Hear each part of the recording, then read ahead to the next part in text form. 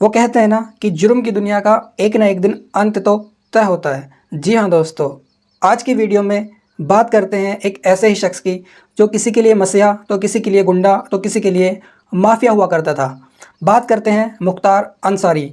उसकी ज़िंदगी से जुड़े हर एक अहम मुद्दे पर हम बात करेंगे, जिसमें कब उसका राजनीतिक दौरा शुरू हुआ और जुर्म की दुनिया में उसने कब कदम रखा, कौन कौन से केस उस पर रजिस्टर्ड हैं, कब से वो जेल में बंद है और कब उसकी आखिरी सांस हुई इस दुनिया से। जी हाँ दोस्तों, इस वीडियो में हम सारे मुद्दों पे बात करते हैं, तो आइए वीडियो को शुरू करते हैं। मुख्तार अंसारी का जन्म हुआ था 1963 में। इनके जो पिता थे, इनके पिता का नाम था सुभान अल्लाह अंसारी, और जो इनके दादा थे, दादा डॉक्टर मुख्तार अहमद अंसारी, जो कि एक अच्छे नेता कहे जाते थे। इनके जो नाना थे ब्रिगेडियर उस्मान, ये आज़ादी की जंग में शहीद हो गए थे और इनको महावीर चक्र भी दिया जा चुका है। अब मुख्तार अंसारी के 3 भाई हैं, जिसमें ये सबसे छोटे थे, और इनके 2 बेटे हैं। बड़े बेटे का नाम अब्बास अंसारी और छोटे बेटे का नाम उमर अंसारी है। तो ये था इनके फैमिली का बायोडेटा। अब बात करते हैं मुख्तार अंसारी के राजनीतिक कैरियर की।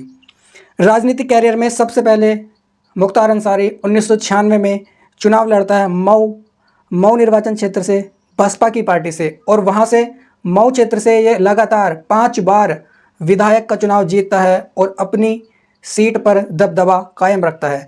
लगातार चुनाव जीतने के कारण ही वहाँ के एरिए में जितने भी आसपास के एरिए थे, सब में मुख्तार अंसारी का सिक्का बहुत अच्छे से चलने लगा था।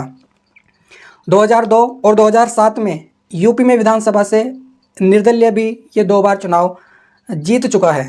2012 में इसने एक पार्टी खुद की बनाई थी, कौमी एकता पार्टी, और उसमें भी ये चुनाव जीत गया था। अब बात करते हैं इसने जुर्म की दुनिया में कदम कब रखा। बात कॉलेज के दिनों की है, जब ये कॉलेज में पढ़ाई करता था 90 के दशक में। इसकी मुलाकात होती है बाहुबलू मखनू सिंह से। मखनू सिंह उस टाइम पे हरिशंकर तिवारी का खास आदमी हुआ करता था, जो कि हरिशंकर तिवारी एक बहुत बड़े नेता के करीबी और पार्टी के सदस्य भी थे। अब उन्हीं दिनों बाहुबली जो मखनू सिंह के जो दुश्मन थे त्रिभुवन सिंह, इन दोनों को आपसी जमीनी विवाद को लेकर रंजिश चल रही थी। इसी के मद्देनजर चलते हुए जो त्रिभुवन सिंह है, इनकी जो है कोर्ट में गोली मारकर, भरे कोर्ट में गोली मारकर हत्या कर दी जाती है। अब हत्या किसने कर रही थी ये बात ओपन नहीं हुई, लेकिन सबका जो पूरा कटघरे में खड़ा हुआ था वो मुख्तार अंसारी था। इस मर्डर की वजह से सबसे पहले मुख्तार अंसारी लाइट में आया था। मुख्तार अंसारी के खिलाफ पर्याप्त गवाह और सबूत न मिलने के कारण इसको क्लीन चिट दे दी गई।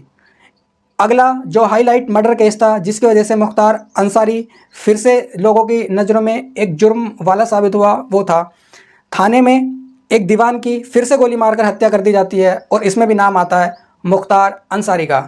इसमें भी किसी के गवाहों और सबूतों की कमी के चलते हुए मुख्तार अंसारी को केस तो बनाया गया, लेकिन गिरफ्तार नहीं करा गया था। अब इसकी जुर्म की दुनिया इतनी बढ़ चुकी थी, क्योंकि ये उस टाइम का माफिया और डॉन होता जा रहा था। राजनीतिक पावर इसके हाथों में थी। इसी के चलते इसकी जो दुश्मनी थी वो ब्रजेश सिंह से हो गई थी, किसी ज़मीनी विवाद को लेकर। ब्रजेश सिंह ने 2001 में अपने साथियों के साथ मिलकर मुख्तार अंसारी पर हमला करा, जिसमें मुख्तार अंसारी के 3 साथी मारे गए, लेकिन उसमें मुख्तार अंसारी बाल बाल बच गया था। अब जो मेन कांड आता है, जो मेन बात आती है, वो आती है 2004 के चुनाव से। 2004 में लोकसभा का चुनाव था। लोकसभा के चुनाव में मुख्तार अंसारी का जो भाई था अफजाल अंसारी, ये खड़ा होता है, और इसके सामने जो खड़ा होता है वो होता है मनोज सिन्हा। मनोज सिन्हा भी उस टाइम का एक जाना माना नाम हुआ करता था, लेकिन मुख्तार अंसारी के सिक्के के चलते उसने मनोज सिन्हा को लगभग 2 लाख वोटों से हरा दिया था। बात 2005 की आती है, जब 2005 में मऊ में दंगे होते हैं। ये दंगे इतने भयानक थे कि इससे पहले इतिहास में शायद ही ऐसे दंगे ना हुए हों। 2005 में मऊ में जो दंगे हुए थे, उन दंगों में फिर से नाम आता है मुख्तार अंसारी का, और इन दंगों की वजह से मुख्तार अंसारी इतना पब्लिश हुआ, इतना हाईलाइट हुआ कि इसे पुलिस को सरेंडर करना पड़ा, आत्मसमर्पण करना पड़ा, और इसको जेल जाना पड़ा। जेल में रहते हुए इसने 2002 से लेकर 2017 तक जेल में रहा और चुनाव जीतता रहा। अब सबसे बड़ा कांड आता है, सबसे बड़ा आरोप जो इस पे लगता है, वो आता है 2005 के बाद में। जो मोहम्मदाबाद की सीट है, वहाँ पर मोहम्मदाबाद की सीट में इसके सामने मोहम्मदाबाद की सीट पे पिछले 25 वर्षों से अंसारी परिवार का कब्जा रहता था। वहाँ पर जो चुनाव लड़ने के लिए इनके समक्ष खड़ा हुआ था उसका नाम था कृष्णानंद राय। कृष्णानंद राय ने अंसारी परिवार की वो लगातार 25 सालों के कब्जे वाली सीट को जीत लिया था। अपनी इस हार को मुख्तार अंसारी सहन नहीं कर पाया और उसने जेल में रहते हुए ही कृष्ण रायानंद की हत्या करवा दी। और हत्या इतनी भयानक थी कि AK-47 से, ऐसा बताया जाता है कि AK-47 से 400 राउंड फायर कृष्ण रायानंद पर करी गई थी। कृष्ण रायानंद की हत्याकांड में मुख्तार अंसारी का नाम बिल्कुल ओपन हो चुका था, लेकिन वो जेल में ही रहते हुए ये सब कर रहा था। अब 2011 से 2017 के बाद से, जब से योगी की सरकार आई है, फिर योगी सरकार की पुलिस और योगी ने माफियाओं के खिलाफ शिकंजा कसना शुरू हुआ। जब से मुख्तार अंसारी के सारा जो दबदबा और सिक्का था वो धीरे धीरे खत्म होता चला गया। योगी सरकार के आते ही माफियाओं की लिस्ट में मुख्तार अंसारी का नाम आ चुका था और योगी की सरकार में माफियाओं की संपत्ति कुर्क की जाती है। सबसे पहले मुख्तार अंसारी की लगभग कई सौ करोड़ की संपत्ति कुर्क की गई। उसके बाद इस पर टोटल 61 केस दर्ज हैं अभी तक, टोटल 61 मामलों में, जिसमें कि 8 मामलों में इसमें हत्या का केस दर्ज है और उसमें सजाएं भी हैं। जिसमें सबसे पहले 23 सितंबर 2002 में इलाहाबाद कोर्ट ने गैंगस्टर एक्ट के तहत इसको 2 साल की सज़ा और 10,000 का जुर्माना लगाया था।